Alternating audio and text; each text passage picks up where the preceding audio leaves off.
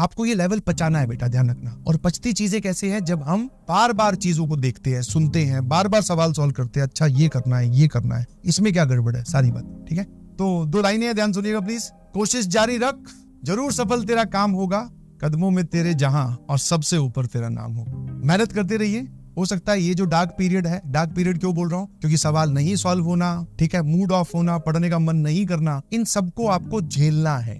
Generally इस as में, जिस एज में आप हो, तो हम ऐसे सोचते हैं कि कोई दूसरा बच्चा है, मान लो क्लास, ऑफलाइन की क्लास की बात करते हैं, वो सारे सवाल सॉल्व कर ले रहा है जो तुमसे नहीं हुए, तो तुम्हें ऐसा लगता है कि यार ये पता नहीं कैसे कर रहा है, इसका कौन सी टेक्निक है पता नहीं, मैं तो सर नहीं कर पाता हूँ, मैं तो डिप्रेशन में हूँ, मेरे से तो सवाल नहीं सॉल्व होते। तो आपको ये नहीं पता कि उसने भी एक फेज ऐसा झेला है जब उससे सवाल नहीं सॉल्व होते थे। हो सकता है वो घर पे मल्टीपल टाइम्स रिवीजन कर रहा हो, टीचर्स की बातों को अच्छे से लिख रहा हो, नोट्स अच्छे से बना रहा हो, PYQ सॉल्व कर रहा हो। आपको क्या पता है कौन अपने अपने घर पे कैसी और कितनी मेहनत कर रहा है भाई। तुम डायरेक्टली बाहर आकर आउटपुट कंपेयर कर रहे हो, ऐसा थोड़ी होता है। कंपेयर करना तो पूरा एक एक सेकंड कंपेयर करो ना, क्योंकि जब वो पढ़ रहा होता है तुम कुछ ना कुछ और कर रहे हो।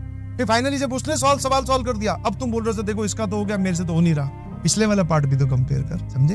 तो मैंने आपको क्या बोला, इफ यू फाइंडिंग ए वे कि सर हम ये सवाल ना सॉल्व होने वाला फेज, अच्छा ना लगने वाला फेज, इसको क्या हम बाईपास कर सकते हैं? नहीं, इसके बीच में से होके गुजरना है, और यही अकेला एक रास्ता है। आपको ये पार्ट झेलना पड़ेगा और कोई रास्ता नहीं, और जो झेल गया समझो खेल गया। मैं आपसे रिक्वेस्ट करूंगा कि प्लीज स्टार्ट कीजिए। आप अभी पूछते मत रहिए कि हम स्टार्ट कर सकते हैं क्या, कर सकते हैं क्या, क्योंकि आपको नहीं पता है कि बगल वाला, जैसे ऑनलाइन में तो कोई किसी की मेहनत नहीं देख सकता, ऑफलाइन में भी आपको नहीं पता चलेगा कि आपके बाजू में जो बैठा है वो घर पे जाकर कितनी पढ़ाई कर रहा है। तो प्लीज स्टार्ट कीजिए, समझ में आया, इसको हल्के में मत लीजिए।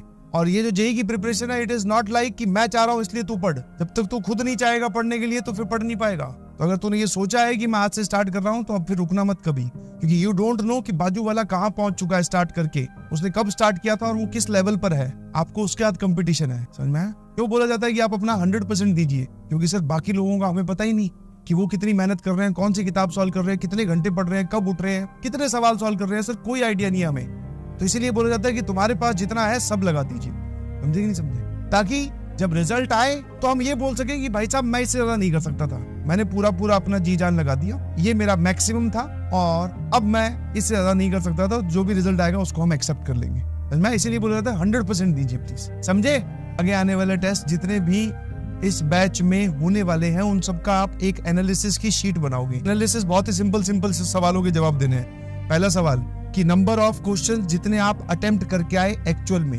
दूसरा उसी के नीचे नंबर ऑफ क्वेश्चन जितने अटेम्प्ट हो जाने चाहिए थे उस पेपर में। मतलब आपको ऐसे पेपर से खत्म होती तुरंत पता चला होगा ना, अरे यार ये 2 सवाल और सही कर सकता था। फिर number of questions, number of easy questions. आपने पेपर देखा, आप अपने हिसाब से देखो कि इनमें से आसान सवाल कौन सा है। एंड नंबर ऑफ, अब चौथा सवाल, तीसरा सवाल क्या होगा, नंबर ऑफ इजी क्वेश्चंस का जवाब आप लिखेंगे। नंबर ऑफ, चौथा सवाल, number of easy questions which you attempted. वो आसान सवाल तो आपने देख ली पेपर खत्म होने के बाद में, ये आसान है, ये आसान है, ये नोट से, ये डायरेक्ट है, ये सारे आसान है। उन आसानों में से आपने कितने किए।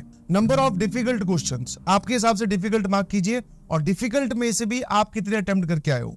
और अगर आप उसके साथ कुश्ती कर रहे हो पेपर में, तो that is a wrong sign, समझ में आया ना। स्कोरिंग या फिर मार्क्स कितने आ रहे हैं आपके, actual number of marks which I can attain, या फिर आप बोल सकते हो इतने नंबर मेरे आ सकते थे। आपने एनालिसिस किया, आपको पता चला कि मैं 220 आराम से ला सकता था, तो जितने एक्सपेक्टेड मार्क्स थे वो भी लिखने, और एक्चुअल मार्क्स, वो जो डिफरेंस आपको दिखेगा, बस वो डिफरेंस आपको कम करना है। क्या मेरी बात समझ में आती है? इंडिया में उनसे बेहतर कोई नहीं है, नो डाउट, लेकिन ऐसा भी मत कर देना कि यार अगर खुदा ना खास्ता अगर आपको वो नहीं मिल रहा, तो आपको जो मिल रहा है उसके लिए आप ग्रेटफुल नहीं है। और भगवान जब देता है ना, कुछ सोच के देता है। अब आपको मान लीजिए कोई भी चीज मिली XYZ, जो आपने सोचा वो नहीं मिली, और आप उस पर हर दिन थूक रहे हो।